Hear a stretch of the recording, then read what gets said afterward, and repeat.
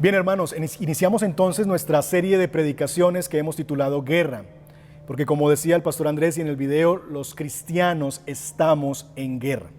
Y uno de los efectos que puede traer esta cuarentena prolongada es que nos olvidemos de esa realidad, porque estamos en la comodidad de nuestros hogares, parece que todo sigue como tranquilo, pero hermanos, aunque el templo o el lugar de reunión más bien esté cerrado, la iglesia no está encerrada, la iglesia sigue en el campo del enemigo y no podemos dormirnos, sino que tenemos que despertar a la realidad de que seguimos en pie de batalla, estamos en medio de una guerra. Y lo que vamos a hacer en esta serie es que vamos a estudiar un periodo en la historia del pueblo de Dios, particularmente bajo el reinado del rey Ezequías, rey de Judá. Vamos a estudiar, creo que la mayor parte vamos a estar entre los capítulos 36 de Isaías al capítulo 40 de Isaías, para estudiar este periodo en el que el pueblo de Dios se vio también en medio de una guerra, o por lo menos anuncio de guerra, y ver cómo el pueblo de Dios en este periodo de la historia enfrentó la guerra que tenía por delante. La mañana de hoy vamos a comenzar con el primer sermón de esta serie que hemos titulado Intimidación. Dice un autor que escribió un libro que se llama El arte de la guerra, muy conocido, como ustedes vieron también en el video introductorio, Sun Tzu: cansa a los enemigos manteniéndolos ocupados y no dejándoles respirar. Una de las estrategias más importantes en la guerra para agotar física y emocionalmente a un pueblo, a un enemigo, es lo que se conoció en el vocabulario de las guerras, el asedio o el estado de sitio, que no es otra cosa sino acorralar al enemigo dentro de sus murallas, dentro de sus ciudades, llegar con un gran ejército y cortar la entrada de suministros, por ejemplo, y alimentos hacia adentro de la ciudad, obligarlos a que se metan detrás de sus muros, puertas cerradas, y que este ejército que está rodeándoles corte el paso no solamente de los suministros como alimentos, sino también muchas veces desviar el cauce de los ríos para que los ríos y el agua no llegue adentro de las murallas, de tal manera que los enemigos mueran de hambre y de sed. Esto tenía uno de dos objetivos. El primero era provocar la rendición de la nación, del pueblo al que se estaban enfrentando, que ellos, al ver su condición deplorable, empezar a comer quizás su propio estiércol y su orina, se rindieran y dijeran: ya, entren y llévenos cautivos o tomen la ciudad. O que un ejército que ha resistido dentro de las murallas sean impulsados a salir y a enfrentarse, causando también esto la derrota por la debilidad de los ejércitos. Bueno, el texto que leeremos hoy nos narra un episodio muy parecido a estos, un estado de sitio o de asedio que el imperio asirio está teniendo sobre la tribu de Judá. Y aprenderemos, la idea es esa, a través de este sermón y de esta historia, a conocer la táctica que usa nuestro enemigo en esta guerra que estamos librando contra él. Porque la estrategia del enemigo es la intimidación. Y mis hermanos, esto es muy importante porque solamente cuando nosotros conocemos la táctica del enemigo estaremos realmente preparados para luchar y vencer. Pablo le dijo a los Corintios en su segunda carta, en el capítulo 2, verso 11, para que Satanás no tome ventaja sobre nosotros, porque no ignoramos sus planes. ¿Qué es lo que está queriendo decir Pablo? Es que el conocimiento de los planes de Satanás, nuestro enemigo en batalla, nos va a ayudar a que él no tenga ventaja sobre nosotros. Y le está diciendo a los Corintios: Satanás no tiene ventaja, y la razón es porque nosotros conocemos cuáles son sus planes, cuáles son sus estrategias. Así que la esperanza es esa, que a través de este sermón nosotros podamos conocer la estrategia que se opera en el enemigo del pueblo de Dios, en esta historia de un periodo precisamente del pueblo de Dios, y que esto nos sirva como referencia para poder discernir lo que normalmente el enemigo usa como una batalla también contra el pueblo de Dios, la iglesia, en este tiempo. Así que para eso vamos a leer el libro de Isaías en el capítulo 36, versos 1 al 3, que ustedes tienen ya ahí en su pantalla. Dice lo siguiente: y aconteció que en el año 14 del rey Ezequías subió Senequerib, rey de Asiria, contra todas las ciudades fortificadas de Judá y las tomó. El rey de Asiria envió desde Laquis a Jerusalén al Rabsaces con un gran ejército contra el rey Ezequías, y se colocó junto al acueducto del estanque superior que está en la calzada del campo del Batanero. Entonces Eliakim, hijo de Hilcías, mayordomo de la casa real, el escriba Sebna y el cronista Joá, hijo de Asaf, salieron a recibirlo. Estos primeros 3 versículos nos enmarcan el contexto de la situación. Básicamente estamos en el año 14 antes de Cristo. Ustedes pueden ver aquí, año 14, perdón, del rey Ezequías. Más o menos se calcula esto que es el año 701 antes de Cristo.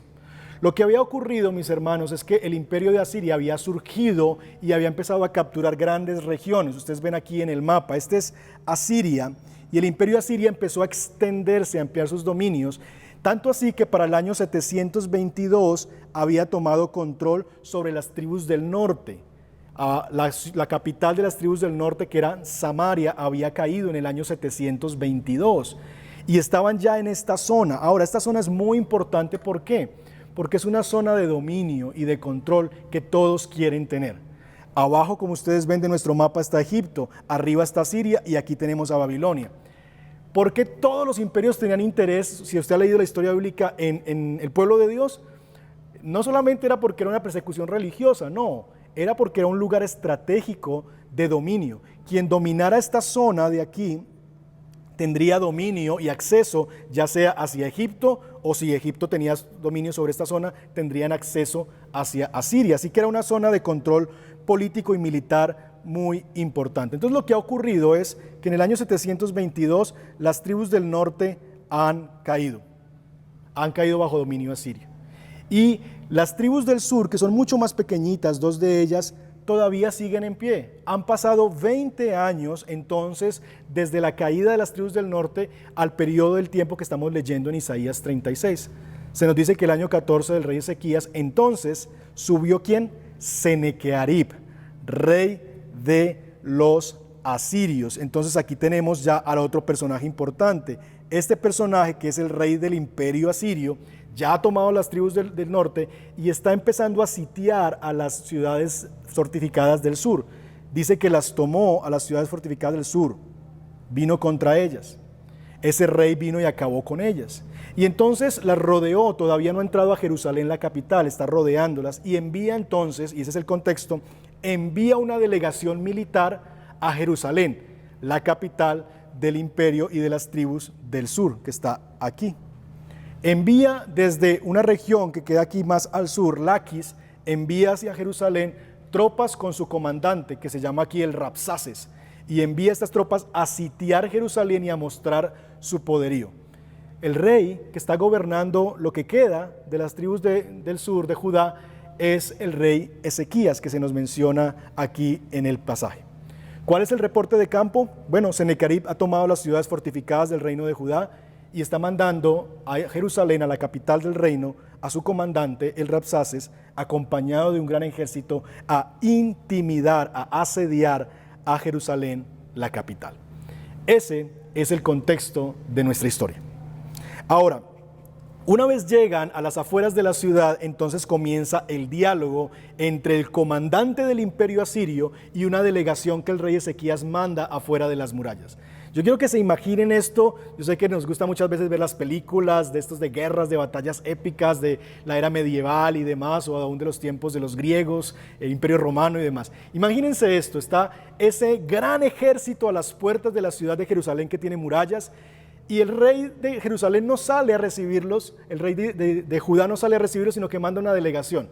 Y entonces lo que nosotros tenemos sobre el final del versículo 3, que Eliakim, el cronista Joa, son los que salen a recibir a este ejército, y comienza una conversación en los versículos 4 al 7.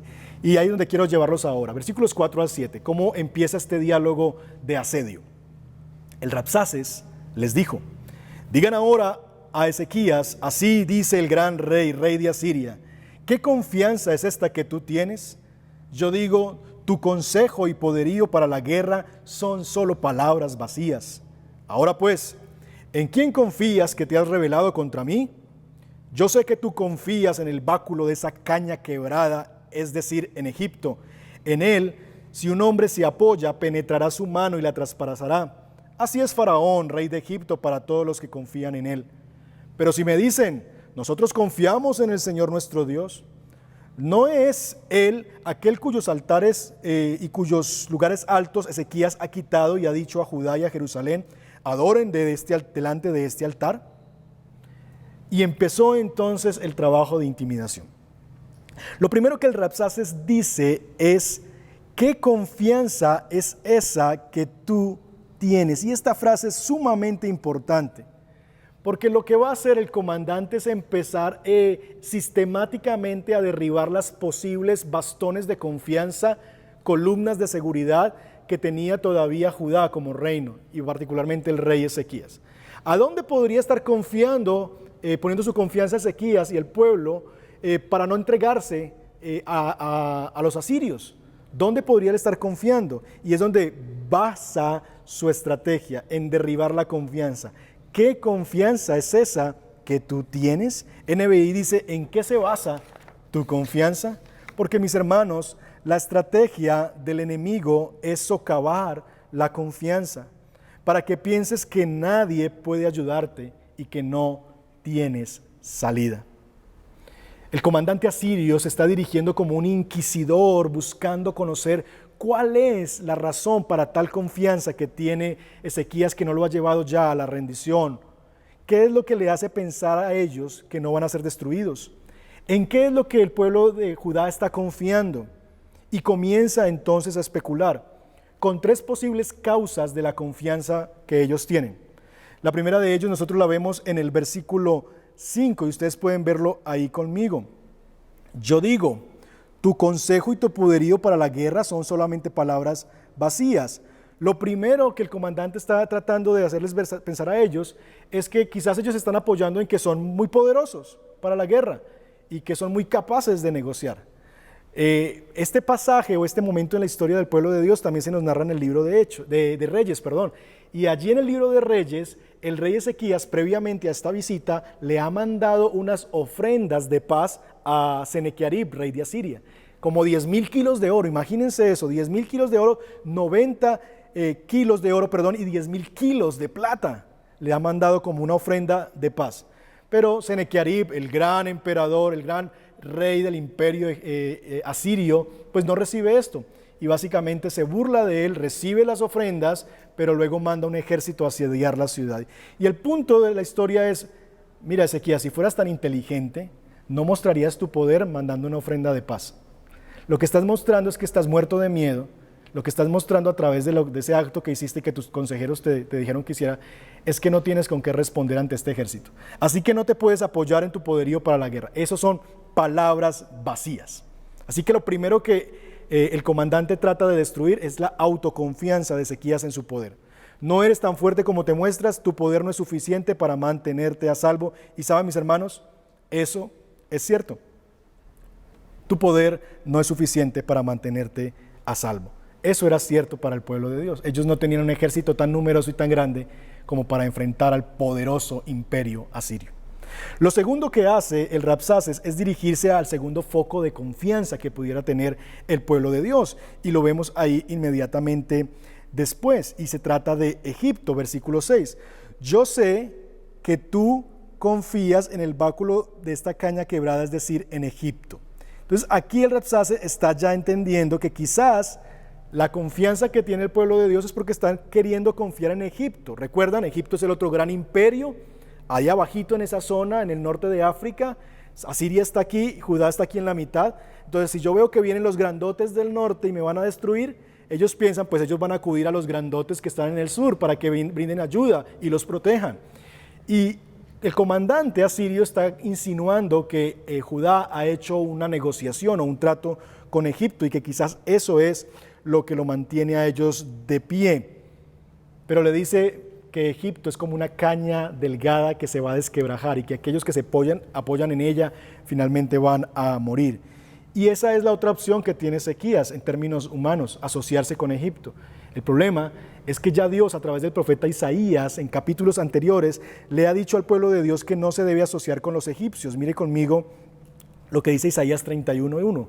Ay de los que descienden a Egipto por ayuda, dice el profeta, anunciándole a los reyes, no se junten y no hagan alianzas con Egipto. En los caballos buscan apoyo y confían, nuestra palabra clave, en los carros porque son muchos y en los jinetes porque son muy fuertes, pero no miran al Santo de Israel ni buscan al Señor. ¿Lo ven? Dios ha dicho, no vayan a mirar hacia Egipto. Egipto no es su ayuda, no hagan alianzas con Egipto. De nuevo, el comandante el Rabsaces tenía razón. Egipto tampoco es una solución para el pueblo de Dios. La solución no está en otro poder humano. Es cierto, ellos no tienen poder en sí mismos con sus ejércitos. Es cierto, Egipto y no hay otro poder humano que les pueda brindar ayuda y solución. Se los ha dicho el Rabsaces ahora, pero Dios se lo había dicho ya en el capítulo 31 de Isaías al pueblo. No se apoyen en Egipto, busquen más bien al Señor. Así que mis hermanos, la solución tampoco estaba en otro poder humano o militar. Entonces, como última estrategia, el Rabsaces se dirige a la fe del pueblo. Miren ahí conmigo el verso número 7. Pero si me dicen, nosotros confiamos en el Señor nuestro Dios. Entonces, aquí está, sistemáticamente destruyendo los lugares de confianza. No pueden confiar en ustedes mismos, ustedes no tienen el poder. No pueden confiar en Egipto, Egipto no los va a salvar. No pueden confiar en otro poder humano. Quizás lo único que les queda, la tabla de salvación final, es su Dios. Quizás en eso es lo que están ustedes confiando, es lo que trata de insinuar. No digan, nosotros confiamos en nuestro Dios. Y entonces dice, no es aquel cuyos lugares altos y cuyos altares Ezequías ha quitado y ha dicho a Judá y a Jerusalén, adoren delante de este altar. Y entonces lo que está haciendo aquí el comandante es insinuando que la destrucción que Ezequías había hecho unos años antes de derribar altares a dioses paganos, significaba que al disminuir los altares a Dios o a los dioses, el poderío de ese Dios disminuye. ¿No les parece muy similar a lo que está ocurriendo en nuestros días? Que si las iglesias están cerradas, algunos creen que entonces Dios no es tan poderoso, porque si las iglesias están siendo cerradas, si los lugares de adoración a los dioses están siendo reducidos, quiere decir que el Dios no es tan poderoso.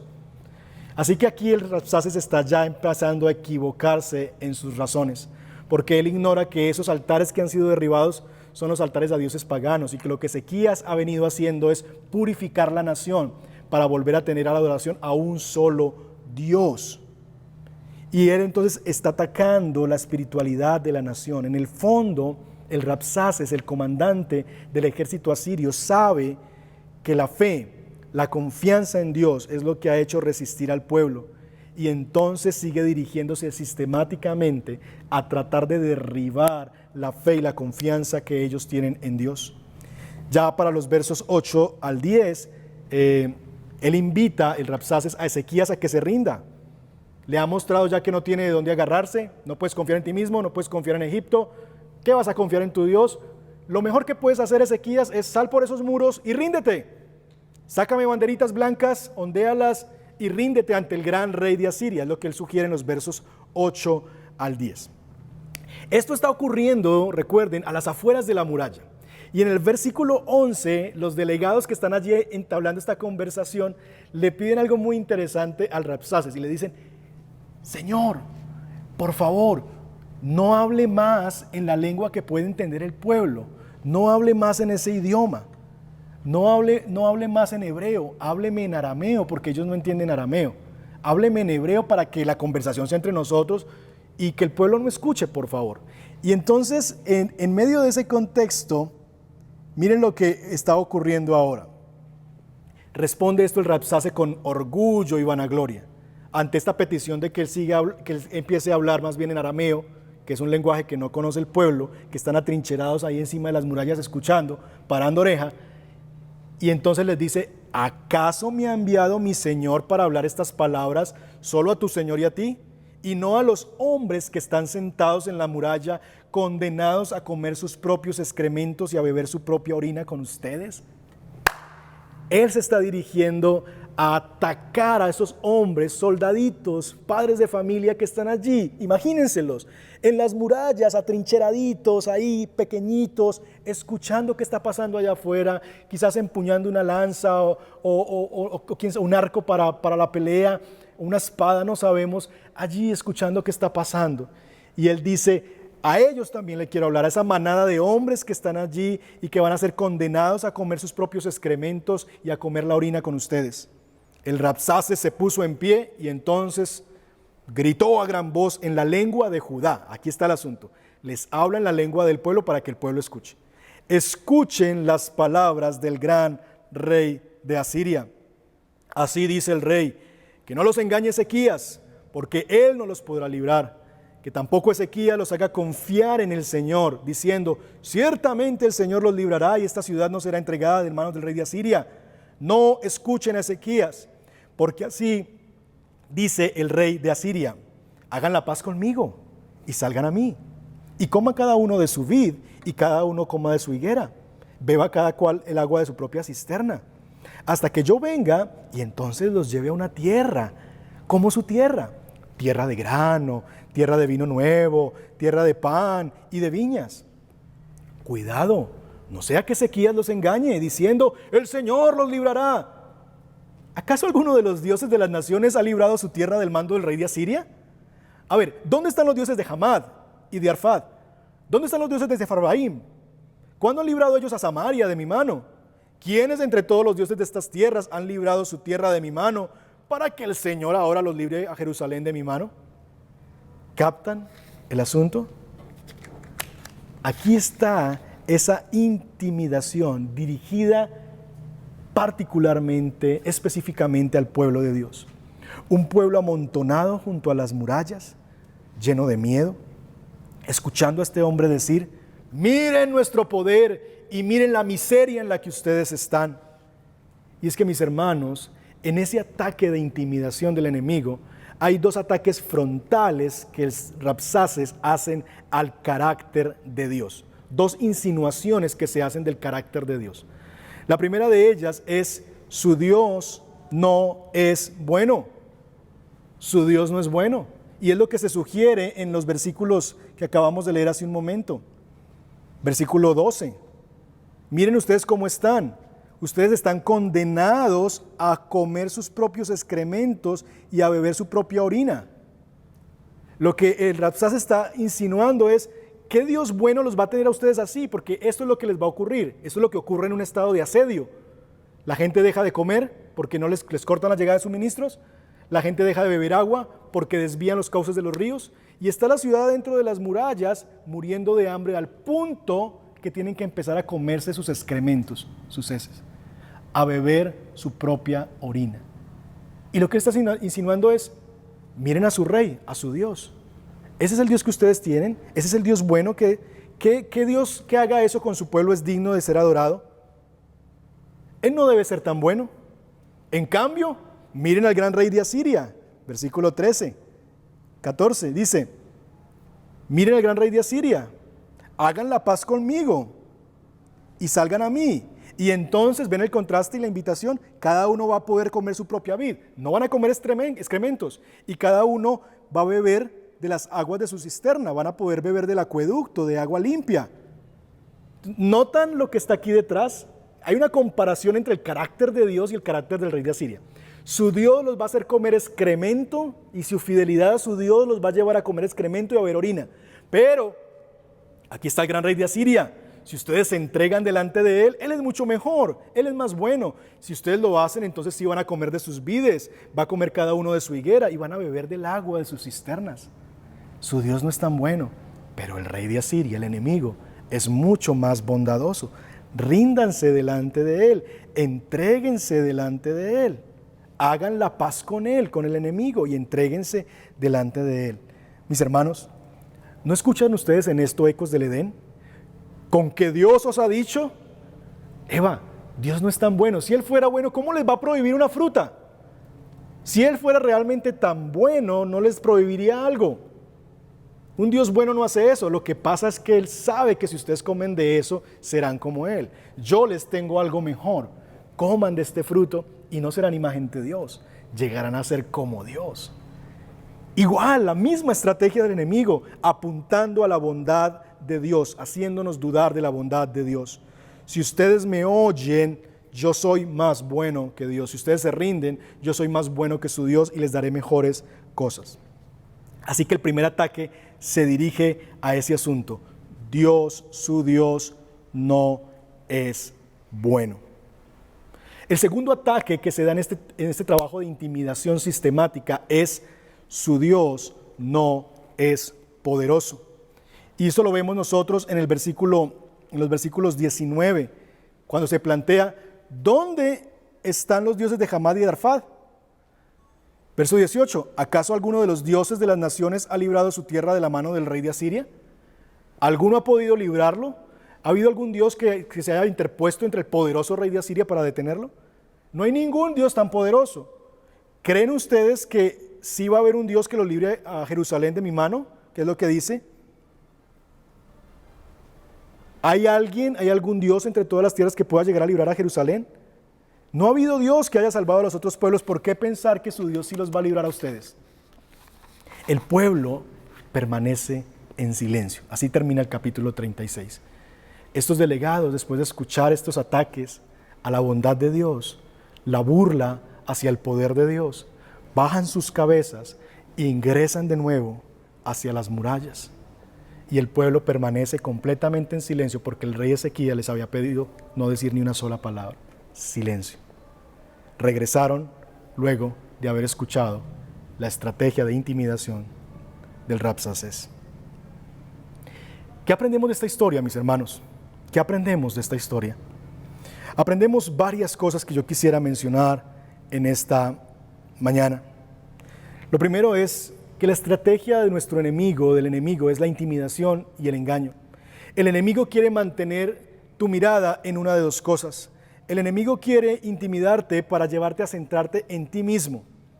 Quiere que te centres en ti, como el Rabsaces llevó al pueblo a verse a sí mismo, a ver la miseria de sus propios hombres encima de unas murallas, temerosos, al punto de decirles se van a tener que comer su excremento, ustedes no tienen poder. ¿En qué se apoyan? ¿En su poder, en sus ejércitos? No tienen. ¿En qué se apoyan en Egipto? Saben que Egipto no es una solución. ¿En qué se apoyan en Dios? Miren que han derribado los altares. ¿Qué Dios ha ayudado? Ustedes no tienen poder, ustedes no son nadie, y los lleva a pensar a ellos sobre sí mismos. La estrategia del enemigo en esta guerra, mis hermanos, es llevarnos a nosotros también a centrarnos en nosotros mismos, a centrarte en ti mismo para que puedas conocer la decepción de tu poca habilidad para la batalla, para llevarte a renunciar, o para que al contrario, llevarte a que puedas confiar soberbiamente en tu débil poder, como si tú pudieras con tus propios medios arrasar a un ejército más poderoso que viene contra ti. Estos creyentes que viven centrados en sí mismos, los hay de dos tipos. Están los débiles que viven atrincherados en los estrechos muros de su corazón autocompasivo, presos de la autolástima, que viven en el ¿por qué a mí? Estoy solo, es que nadie me quiere, es que soy muy débil, nadie se fija en mí, nadie me ayuda, nadie me llama, nadie me toca. Estos creyentes han sido intimidados por el enemigo y viven encorvados hacia sí mismo, siendo incapaces de ver a alguien o a algo distinto a ellos mismos, encerrados en su propia realidad, en su propia necesidad, en su propia incapacidad, comiendo desde ya el estiércol de sus miserables palabras llenas de desesperanza. Pero también hay del tipo de los que se hacen fuertes, de aquellos que creen que ellos son suficientes por sí mismos, de aquellos que creen que todo se trata de tener fuerza de voluntad, que miran su escasez, que miran su incapacidad a sí mismos, pero dicen, no, esto es cuestión de meterle mentalidad, de echarle ganas, de mirarme al espejo y repetirme, tú puedes, tú eres capaz de ser resiliente, de ser valiente y de enfrentar y de salir y de ganarnos contra todos aquellos que nos enfrenten. Aquellos que se engañan a sí mismos creyendo que con mirarse al espejo y decir que fuertes son, podrán vencer al enemigo que viene contra ellos. Son como niños jugando con pistolas de agua. Recuerda que a Satanás solamente le bastaron 3 días para arrasar con las posesiones, la familia y la salud de Job. En 3 días Satanás arrasó con todo lo que Job tenía: posesiones, familia y su salud. Amigo, hermano, la guerra es real, el enemigo es real y sabes, es más fuerte que tú. Esto no se gana, esta batalla no se gana echándole ganas. Esta batalla no se gana diciéndote cosas en el espejo, siendo valiente, poniendo palabras bonitas en redes sociales. No, es una guerra y tu enemigo es más fuerte que tú. Segunda estrategia de intimidación y de engaño que el enemigo usa es que podamos centrarnos en él en que veamos el poder del enemigo y que podamos centrarnos en él. Pero mire el ejército desplegado sobre a las afueras de la ciudad. Miren la cantidad de asirios que hay allí. Mírenme a mí, miren el rey de Asiria, miren a estos pueblos que han caído, Sefarbaín y yo no sé quién y yo no sé quién. Ninguno de esos se ha resistido. Miren que venimos con poder a arrasar. Mírenme a mí, el enemigo llamando la atención sobre su propio poder, sobre su propia fuerza. Mírenme a mí mi poder, mírenme a mí lo que yo les puedo dar si hacen la paz conmigo. Les puedo dar a comer de su vid, los puedo llevar a un lugar mejor, que es lo que les dice después. Yo los voy a llevar a una tierra como esta, a una tierra amplia, espaciosa, para que ustedes vivan también. El enemigo mostrando los reinos de este mundo. Y él quiere, el enemigo de nuestra alma, si no puede hacerte centrar en ti mismo y encorvarte en tu propia realidad para que vivas mirando solamente tu miseria, preso en la autocompasión y la autolástima, él te va a llevar a mirarlo hacia él. Y de estos también hay dos tipos de creyentes. Los que gritan, los que arrebatan y pisotean, creyentes que creen que la guerra espiritual se puede ganar con enojo carnal, que hablan más de Satanás que de Dios. Pero también los hay de aquellos que ya han puesto su campamento en el territorio del enemigo y viven para la pasión de la carne, la pasión de los ojos y la arrogancia de la vida. Y olvidan que, como dice la primera carta de Juan, esto no proviene del Padre sino del mundo. Estos son aquellos que ya han vendido sus almas por los placeres temporales y destructivos del mundo. Son aquellos que han cambiado la bendición y las promesas de Dios por un plato de lentejas. Aquellos que han estimado como poco las promesas de Dios y la fidelidad al pacto de Dios, de mantenerse fieles al Señor, de vivir para la gloria de Dios, y han empezado a negociar con el enemigo para reducir su dolor y su quebranto. Hermanos, la guerra que nosotros vivimos es una guerra, como dice el libro, una guerra de palabras. Lo que Dios ha dicho versus lo que el enemigo dice. Porque la estrategia del enemigo, en segundo lugar, es destruir tu confianza en la bondad y el poder de Dios. Y esa ha sido su estrategia desde el comienzo. Recuerda el Edén, con que Dios les ha dicho, con que Dios ha hecho eso con ustedes. Mira el desierto de Sinaí. Este fue el Dios que nos sacó de Egipto. Ese es Dios bueno que nos pone aquí a comer. Preferíamos estar comiendo cebollas y puerros en Egipto. A esto nos trajo Dios. Dios es tan bueno que nos tiene en un desierto. Si Dios realmente fuera poderoso, ya nos hubiera dado las naciones. Pero también, cuando pienses en eso, piensa también en el desierto, pero en el desierto en el que Jesús fue llevado para ser tentado. Porque allí, en el momento de mayor debilidad, enfrentándose cara a cara contra el enemigo, a diferencia de Adán y de Israel, Jesús, el mejor Adán y el perfecto Israel, no dudó en la bondad de Dios y el poder de Dios. Y no dudó porque todo iba bien, no. Al igual estaba allí, atrincherado, estaba en un momento de debilidad, de necesidad. Pero él confió, a pesar de que en el plan de Dios estaba la cruz, a pesar de que en el plan de Dios estaban los azotes, a pesar de que en el plan de Dios estaba la burla, a pesar de que en el plan de Dios para él estaba la muerte. Él no renunció a tomar al atajo cuando el tentador, el enemigo le dijo: ¿vas a seguir viviendo ahí atrincherado en tu miseria? ¿Vas a tener que ir a una cruz y vas a morir por esos miserables teniendo tú el poder para salvarte? Yo tengo un plan mejor para ti, Jesús. Y lo llevó al pináculo del templo y le dijo: todo esto te daré. Suena Senecarib. Los llevaré a mi tierra, les daré mis frutos, les daré mi territorio. Todo esto te daré si postrado me adoraras. Él no tomó el camino fácil, él no le huyó al quebranto, él lo enfrentó con gozo. Porque mis hermanos, en esta guerra vamos a sufrir. En esta guerra va a haber quebranto, va a haber dolor, va a haber enfermedad. En esta guerra vamos a vivir persecución.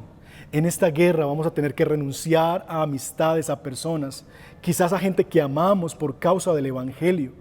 En esta guerra, mis hermanos, hay cosas que vamos a perder. Pero el punto es, ¿estamos dispuestos a confiar de que el plan de Dios con todas esas cosas es mayor y es mejor a lo que el enemigo nos ofrece? ¿O vamos a cambiar las promesas de Dios, la verdad de Dios, por cualquier plato de lentejas, de la pasión de los ojos y la arrogancia de la vida? Jesús enfrentó a su enemigo, dispuesto a enfrentarlo con esas cosas que venían para él, no huyó al quebranto, lo enfrentó con gozo. ¿Por qué? Hebreos 12:2 nos dice: puesto los ojos en Jesús, el autor y el consumador de la fe, quien por el gozo puesto delante de él soportó la cruz. ¿Por qué Jesús soportó la cruz, resistió al enemigo? Porque tenía su mirada puesta en el gozo que tenía por delante, porque él vio el gozo delante de él, porque él no se vio a sí mismo para decir: sí, pobre de mí, aquí estoy, el Padre me ha abandonado, ¿por qué si soy el Hijo de Dios estoy en esto? ¿Por qué tengo que ser afligido? ¿Por qué tengo que ser maltratado por hombres inferiores a mí, siendo yo Dios y pudiendo llamar a los ángeles a que me rescaten? No, él no se vio a sí mismo, él no lamentó su estado, pero tampoco vio al enemigo y dijo: sí, si tan solo yo me fuera con él me daría una mejor vida, un mejor camino, estaría mejor. No, él vio algo que estaba por delante de él, el gozo del Señor puesto delante de él, y decidió confiar en que las promesas de Dios eran mejores, decidió confiar en que el poder de Dios era mayor y que sería capaz aún de levantarlo de la misma muerte si tenía que morir clavado en una cruz, como efectivamente pasó. Él soportó y él peleó esta guerra del lado de Dios, y entonces, ¿sabes qué pasó? Venció y está sentado a la derecha del Padre. ¿Por qué? Porque no se miró a sí mismo, no miró al enemigo y se centró en él, se centró en Dios, en sus promesas, en el gozo que estaba por delante de poder cumplir los propósitos del Padre y recuperar la gloria del Padre que había sido mancillada por nuestros pecados. Mis hermanos, si el enemigo logra intimidarte para que solamente te veas a ti, entonces, o a él, entonces habrá ganado. Si el enemigo hace en esta guerra que lo único que puedas ver es tu propia miseria, si el enemigo logra que te veas solamente a ti mismo, habrá ganado. Si el enemigo hace que solamente te puedas ver a él y desearlo a él y decir: ay, sí, tan bueno lo que él me ofrece, tan rico lo que él me ofrece, entonces ya habrá ganado. Si Satanás, mis hermanos, logra sembrar en el corazón la duda sobre la bondad y el poder de Dios, habrá ganado la batalla, la guerra, sin luchar. Para vencer, necesitas dejar de verte a ti mismo y dejar de ver a tu enemigo y poner a Dios en el centro. Hemos visto entonces esta mañana que la estrategia del enemigo es la intimidación. Hacerte ver a ti mismo, hacerlo ver a él, y el engaño, hacernos dudar de la bondad de Dios y del poder de Dios. Pero, ¿cómo enfrentamos la guerra? Ya conocemos el plan del enemigo, pero ¿cómo enfrentamos esta guerra? ¿Cómo podemos nosotros enfrentar esta batalla? ¿Cómo podemos poner a Dios en el centro de la guerra para tener esperanza de victoria? De eso hablaremos la siguiente semana, de nuestra estrategia para la batalla. Por ahora déjenme orar y pedir que el Señor nos bendiga y nos ayude. Padre, oramos en el nombre de Jesús. Primero, para pedir perdón, porque, Señor, nuestra tendencia es a vivir adormecidos, dormidos, creyendo que estamos en Disneyland, que estamos de vacaciones de iglesia, que este es un tiempo de vacaciones tan chévere. Y Satanás ha logrado engañarnos y tenernos atrincherados dentro de nuestros muros, y sin darnos cuenta ni siquiera de que estamos sitiados. Señor, ayúdanos a entender que la iglesia todavía sigue en campo de batalla, que la guerra no ha acabado, que de hecho la guerra y esta bomba que fue, Señor, la pandemia, nos sacudió y nos hizo pensar que el mundo está mal, que esto está cada vez peor y que ¿qué debo hacer yo como hijo de Dios? ¿Dónde está Dios en este escenario? Y nos hizo despertar, agudizar nuestros sentidos espirituales, Señor, pero pasa el tiempo y entonces volvemos al adormecimiento. Levántanos, por favor, levanta tu iglesia, Señor. Levanta tu pueblo del sueño profundo.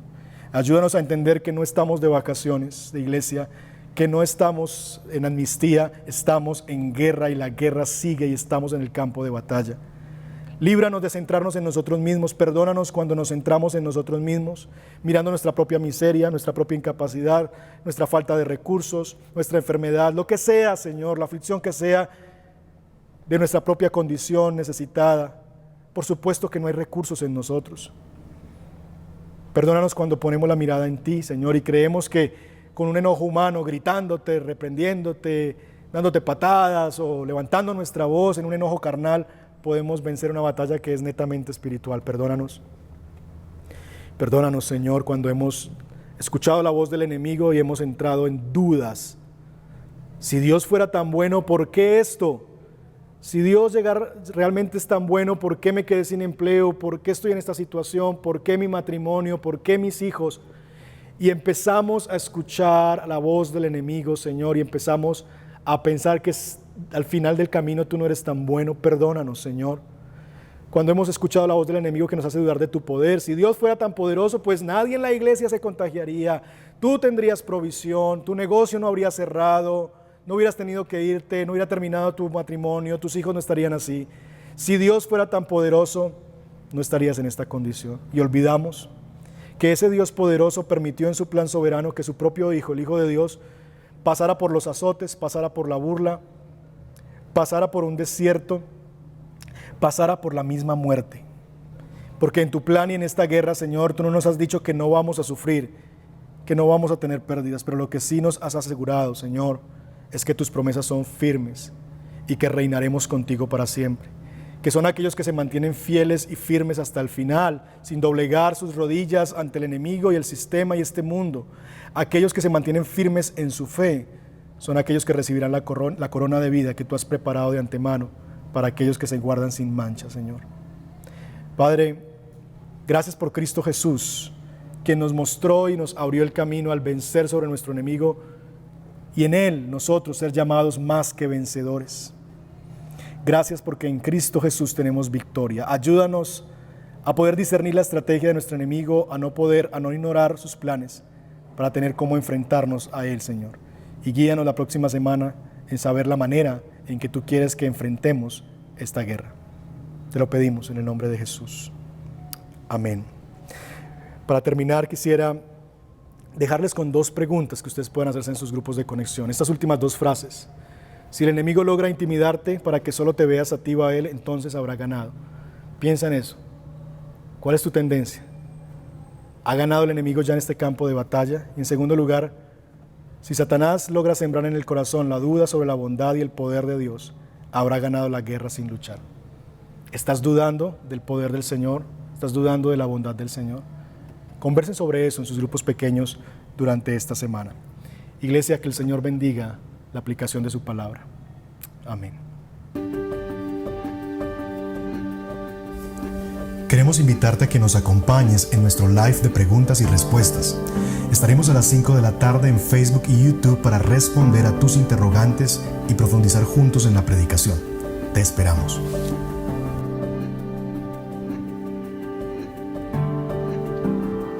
Gracias por estar con nosotros. Valoramos que tomaras estos minutos para conectarte. Si este mensaje ha impactado tu vida y quieres hablar con alguien al respecto o pedir oración, escríbenos. Será un gusto servirte. No olvides, suscríbete a nuestro canal de YouTube para recibir notificaciones de más mensajes como este. Hasta pronto.